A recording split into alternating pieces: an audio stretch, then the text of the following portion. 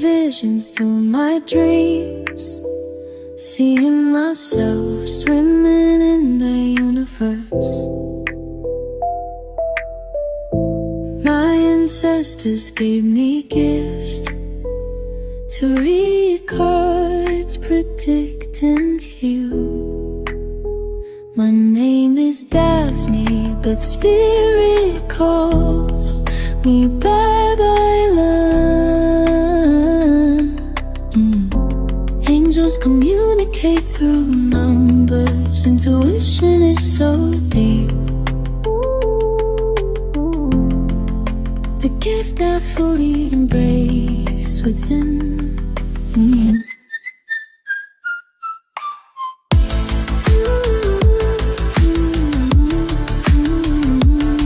Hi everyone! Welcome po sa inyong almost personal readings. So, let's check kung ano ang mangyayari sa buhay-buhay, no?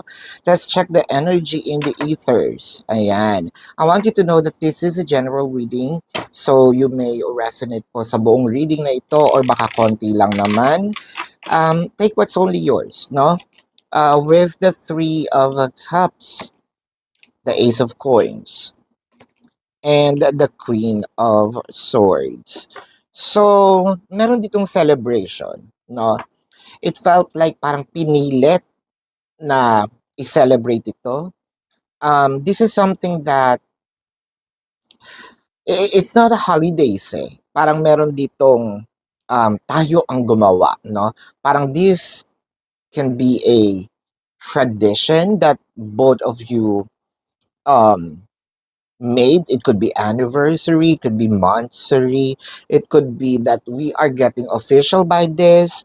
With the Queen of Swords, parang pinapaspas, trinabahong mabuti. Parang hindi na ako makapag-antay, hindi ko na hahayaan, no, na this is going to be or am I going to wait for a long time for this? With the Ace of Coins, medyo, yun nga lang, when it comes to, sabihin natin, either financially, medyo mahirap ito, no? Mahirap itong punan, mahirap itong gawin. Siguro, isang malaking celebration ito. It could be proposal, no? Kasi, these are just those celebrations na pwede mong gawin apart from the holidays, no? And birthdays. So, gagawa kayo ng sarili nyong sa inyo. But with the Queen of Swords, parang feeling ko, sasabihin mo dito, hindi mo kailangang magpagod dyan ng ikaw lang. I also want to share, no? Either my thoughts, my feelings, to share emotion, to share my abundance, no? Parang, since this will be for the both of us, no? Siguro sasabihin mo dito, let me have my thoughts, let me have an effort, no? Towards this. Kasi with the Queen of Swords, parang sasabihin mo, kung para sa atin dalawa naman to, might as well mag-share na rin ako ng kahit ideas man lang, no? With the Seven of Coins and the Nine of Coins, it felt like, siguro, hindi naman ito sa awa, no? Syempre, katulad ng sinabi ko, gusto mo na maayos, no? This might be something very special for the both of you. Matagal nyong inantay, matagal mong inantay, and then the Nine of Coins, it's already here. It's harvest time. So it felt like, kailangan meron din akong share dyan, no? It can be money, again, it can be your ideas, it can be yung tipong simpleng, this is what I wanted, or okay ka ba dito sa ganitong color, no? But parang ang sense nito kasi sa akin, either proposal, cohabitation, or marriage nga. With the Ace of Wands.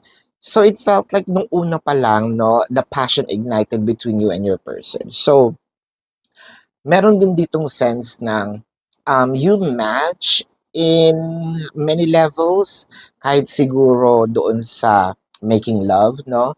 Kahit siguro sa bed, parang yung level ninyo ng intensity, yung wavelength nag-uusap, yung init ng katawan nag-uusap, and it felt like when you do this, it's not just an act, but this is a spiritual celebration. It felt like a spiritual ritual wherein two of the souls are united. So parang ganun ang drama, medyo symbolic, no? With the Five of Cups. I think that si person hindi na kayang mawala ka, meron na mga panghihinayang na kapag hindi ko pa 'to ginawa, hindi 'to, parang hindi ko mapapatawad ang aking sarili kapag, nawala pa 'to sa akin, no? Dumulas pa sa kamay ko.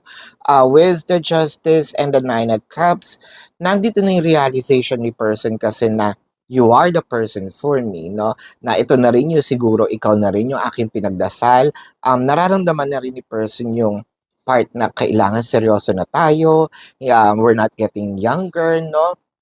And I feel like I am ready to put the connection into another level by, siguro willing na rin ako magpatali, tying the knots, building a family with you with the Ace of Cups. Napakaganda kasi magka-level, hindi lang ito yung sinasabi natin ay libog, no? The emotion and the level of yung sa heart is equal.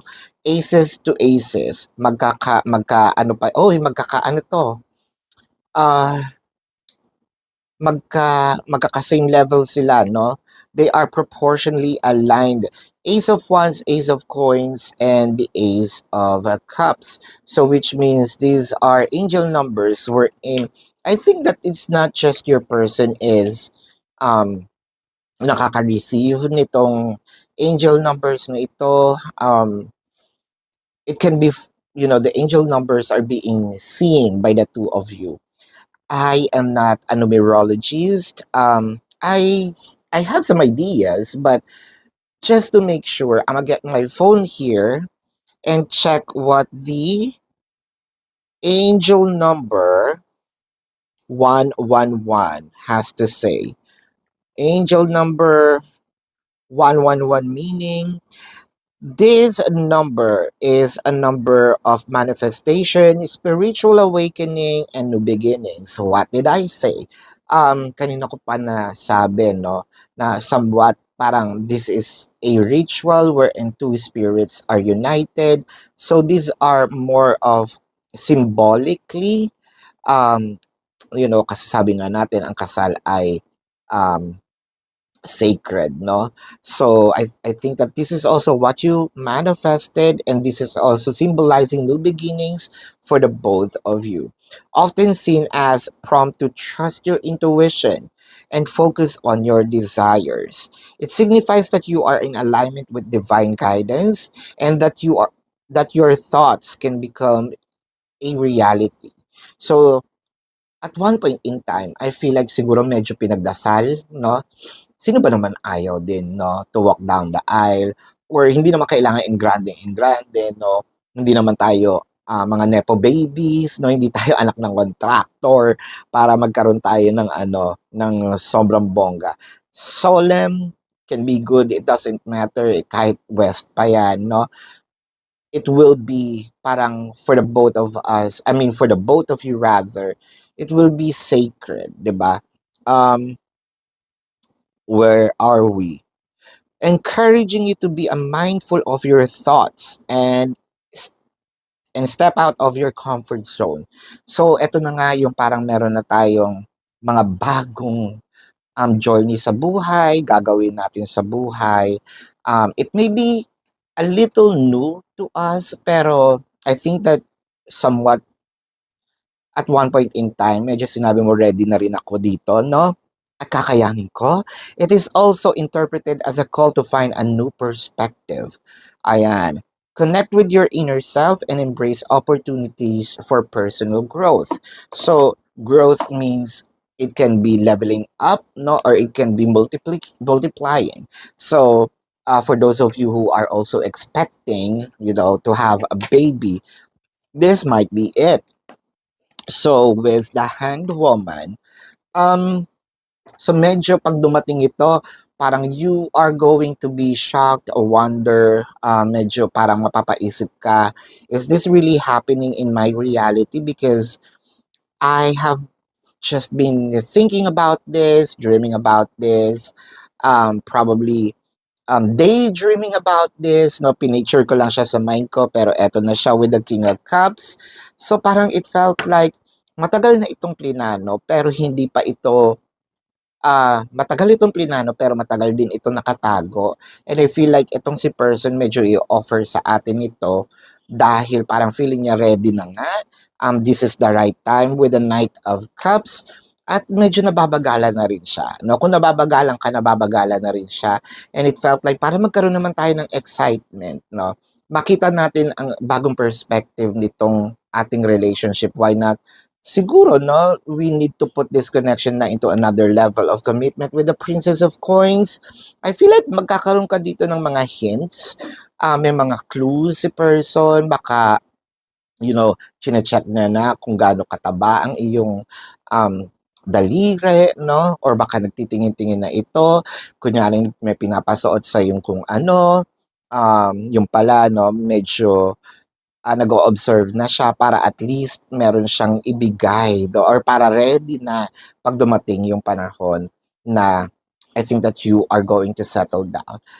This is actually some good news, no? Na nakakatuwa kasi parang lately medyo not so good itong mga nababasa natin. But I'm happy dahil someone's dreams are going to be fulfilled in this. And again, someone might going to be shocked because this dream is now a reality. So bago natin tignan na zodiac sign nitong taong ito, no? Gusto ko lang pong sabihin sa inyo, kung kayo nakaka-resonate dito sa reading na to, let me know sa comment section. And if you have some questions with the reading, sa description box po ng reading na ito, there is a link. Click the link, you will be routed to my website. Nandun po yung name, number, QR code, amount per question. Take advantage of the 4 questions plus 1 kasi discounted po yon. And if you want to book a private reading, nandun din po siya. Now, let's check the zodiac sign of your person, no? This can be their sun sign or a placement in their chart. At pwede rin naman lumabas ang zodiac sign ninyo. I'm seeing Taurus, Pisces, Scorpio. I am seeing Virgo. I'm seeing Cancer. I am seeing Capricorn. Gemini is here. I am seeing Aries. I am seeing Libra is here. Yan. So, Aquarius is also here. This is your reading. Maraming salamat po. Love and light. Namaste. See you po sa susunod na readings. Goodbye.